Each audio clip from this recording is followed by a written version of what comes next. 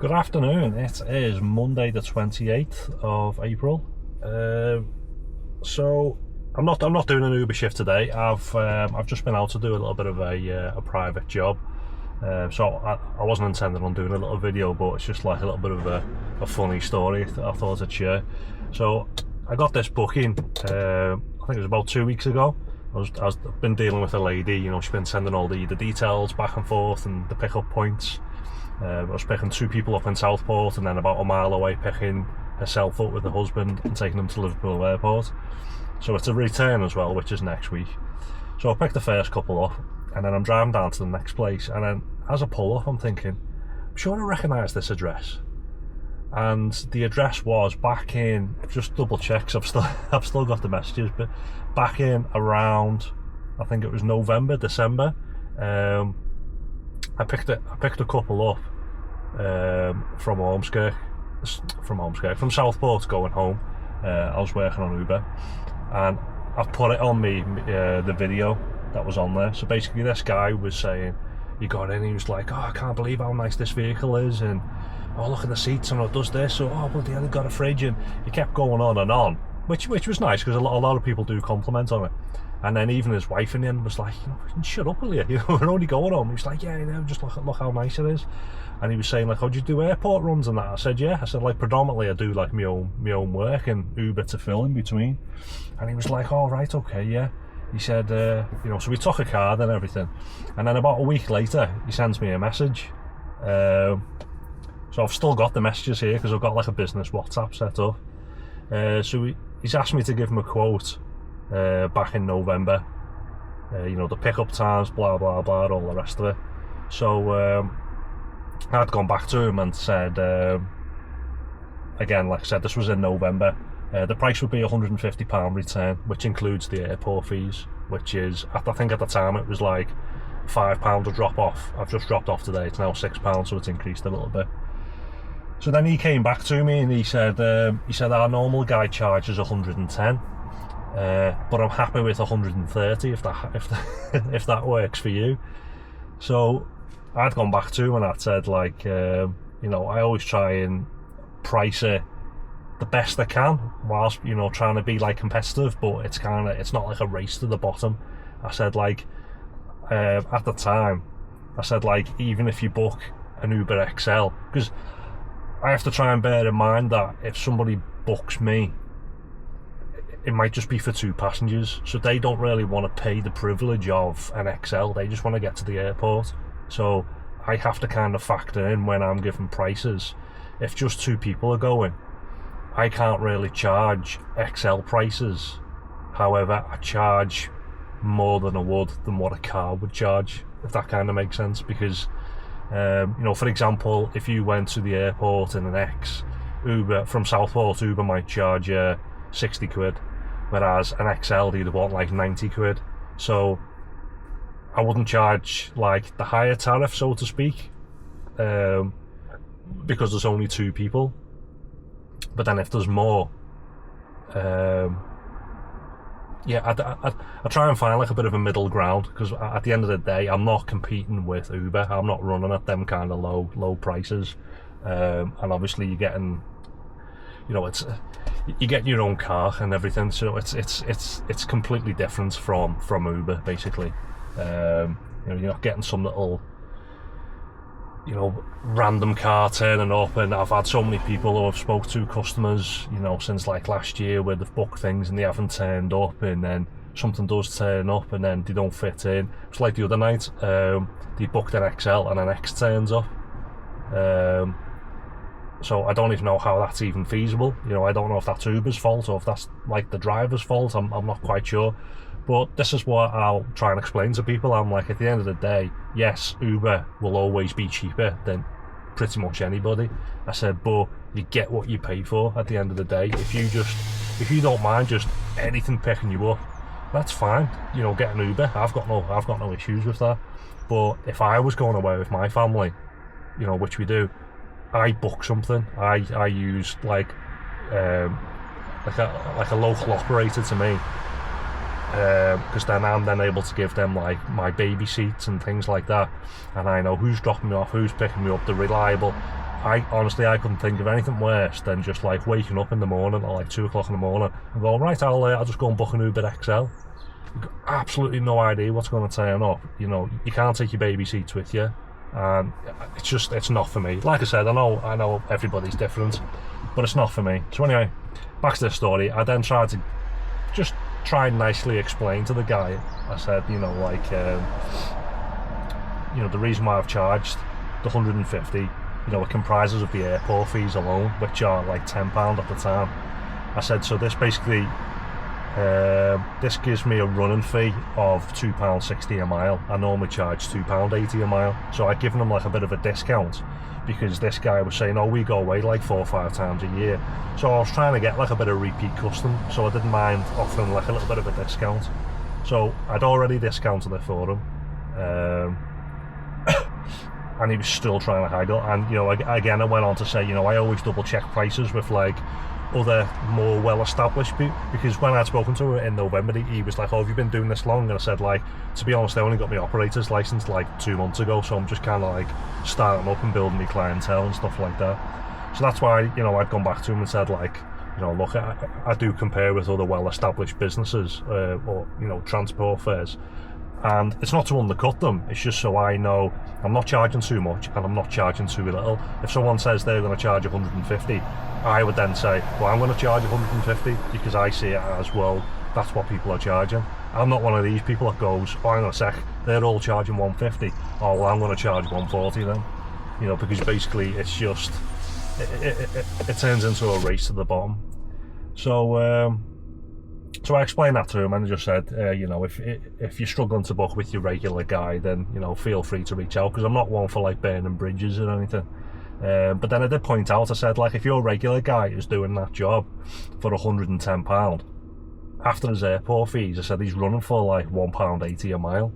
I said, so after he's covered all of his costs, I don't even know how he's covering his cost, let alone making a living. Because what he was saying is that he always uses a guy that's from Liverpool, and he'll drive up to him. So that could be 20-30 minutes. So then once he drives up to him, he's then basically, say like that's half an hour, he's then got an hour to the airport, if like he's going to like Manchester or something, and then he's got like an hour back to Liverpool. So that's like 2.5 hours to drop off, 2.5 hours to pick up. So obviously he's doing a 5-hour round trip, and he's getting £100, well, 110, but £10 is for the fees. So he's getting 100 quid. So if you're only getting £100 for that, but you're putting 5 hours of labour into it, and you're doing probably 100 miles, then it's quite shoddy, really. Because, like I said, when you break that down, it's like, what can you do? You know, it's there's just not a, you know, by the time you take your running costs off, and sorry, steal with this. Yeah, I'll be going in a sec. My charging's on the left, so I can't. I can't. No worries. How long you got in? Sick, yeah? I literally 5 minutes. I'm just getting a quick top up. I'm not staying for the full 100% or anything.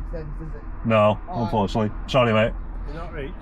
When I came in, there was a mini park next to me, so I couldn't even park like that way. And it's just that's, as you know, the cables are small on all of them. It's ridiculous. So yeah, I'll only be 5 minutes anyway. Alright, no I'll move out your way. Sit down. I'll come back out in a sec. We'll go get a table first, and then I'll come back out. Yeah, sorry about that. So it's where this little charging point is, I'm in Miller and Carter in Parbold. This charging point is buried right down the far end of the car park. So it's got the CCS, which is the fast charge, or the 50 kilowatt. This is as fast as it goes here, and that's on the left hand side of the charging bay. It's then got the other two types on the right hand side. So for me to charge up, because my charging point is the near side front, I need to park on the right hand side of the bay so the cable reaches the left hand side. If I park to the left hand side, which then allows users to use the other connections, the cable won't reach. It's just like a poor design. I don't know why they don't just put the charging nozzles like directly at the front or directly at the back, so you don't have this issue. So like, this guy's just pulled up, he wants to use one of the other ones. He's got the cable out, but it's probably a foot, maybe 2 foot too short to reach his car, because obviously I'm here, you know. But like I said, it's just, there's nothing I can do. When I turned up, there was a little electric Mini there, she'd just finished. Obviously I pulled up and waited, and then I thought, well, even if I parked where she was, her charging for her CCS was on the offside, so she parked, you know, in the correct place. So if this guy would have turned up, he would have had access to these other 2 nozzles. But like I said, if I would have parked where she was, i.e. further over to the left, then the cable won't reach, because that's how short they are. I don't know why they have to make them so short. It's ridiculous. You've got to, like, basically when I came out, then I've had to walk around the back to get back into the seat. I can't walk around the front, because basically the bush and the ballard is there. That's how close I've had to try and get to the charging bay. So anyway, what was I saying? Yeah, so I'd explained to this guy, obviously, I don't know how this other guy was making, because if he was doing all that run for 110, minus his airport fees, he was probably on about £20 an hour. Now you think, oh, well, that's not too bad. But you've then got your running costs, because like I said, he would have ran over 100 miles for that. So you got your running cost, all your operator's fees, blah, blah, blah. So by the time you knock that off, and then your tax and your national insurance, this guy must have been running for like £10 an hour, 10, 11 max, you know, from Liverpool. Like, why would you do that? So anyway, I just explained that to him, and then the guy didn't even message me back. So I thought, oh, that's fine. Like, you've got to know your own worth. Don't be one of these people that turns around and says, oh yeah, okay, I'll do it. Like I said, I've said to him, I'll do that for 150, bearing in mind £10 of that is for the airport, so technically I'm getting £140. And he'd said, oh well, you know, our normal guy charges 110, you know, I'm willing to do 130. So basically he's trying to shaft me out of another tenner, plus he wants me to cover the airport drop off and pick up fees. So I was just like, yeah, no thanks. So like I said, that was the last I heard of him. And then lo and behold, the woman who booked this job is his wife. So obviously he's still got the card. He's then realised, oh, I'm not going to message him, because now I look a bit daft because of what happened last time. Now, I hadn't made that connection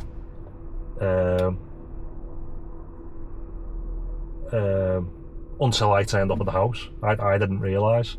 And lo and behold, when she's messaged asking for a quote, I've got back to her and said it's £150. I said, and that includes the drop-off fees, and I'd still only put £10 down.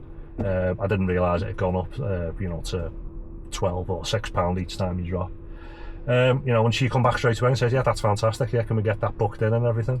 You know, so it just goes to show that either this guy was lying all along and he's just trying to like chip you down even more, or basically the guy who he said he's been using for a long time has now obviously either jacked it in, or he's realised there's no point you running for such a small amount anymore.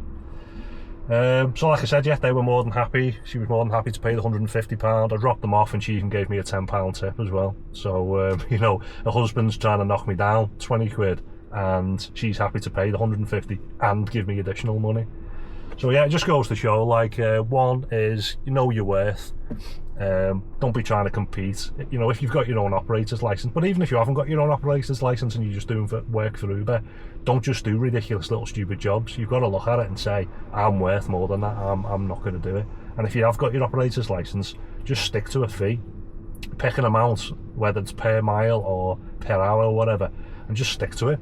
You know, if people will always try and haggle you down. I had another guy message, and it was a friend of basically like my stepdad, who he kind of works with, and he'd been pestering and pestering. He's saying, oh, can you give us a quota? And you know it's a red flag when they send you the message and the opening line is, you know, such and such has passed me your number, I'm looking for the best price for a Manchester airport job. So straight away it's like the best price. So basically he wants me to say, oh, I'll do that for £10 or something ridiculous. So he sent me about 3 messages. This was when I was out on Saturday doing that 18-hour shift I done, and I messaged him and apologised and said, look, I'm working, I'll sort it out for you either tonight when I get back, or I'll do it for you tomorrow. So obviously I didn't get back till 2 o'clock in the morning, so I messaged him on the Sunday, but he'd already messaged me on the Sunday morning saying, oh, have you managed to sort that price out for me yet? So I got back to him, and I think it was like 170 quid or something. So I sent that over, and he's like, all right, okay, thanks, yeah, I'll get back to you. So again, obviously he's looked at it and thought, because he, you know, it's been recommended to him by somebody, he's expecting they're cheap or for it to be free or something like that. You know, like I said, I haven't got like a red cross or anything painted on the side of the car. I'm not here to do it for free. I'm here to, what you're getting is like a luxury vehicle inside, and you know what you're getting. But yeah, so it's important to know your own worth and basically not just be running around. Just because someone says, oh, I'm not willing to pay that, then there's 1,000 people who are willing to pay that for every one person that isn't. So you've just got to say, okay, not to worry. And obviously the second thing is, you know, don't burn bridges. You know, if you're picking up people who live within a certain proximity of you, it's easy to turn around and have a go and say, oh, well, you know, we can use Uber or whatever and be arsey with them. But then obviously they're not going to use you ever again. And that's like proof in the pudding, where I've been nice to this guy back in November. You know, I've explained what the reason behind. The camera just cut off because it was too hot, because I've put the aircon on, blowing on it. So yeah, like I said, I was you know, I'd explained to him the reason behind me charging and things like that, and just left it at that.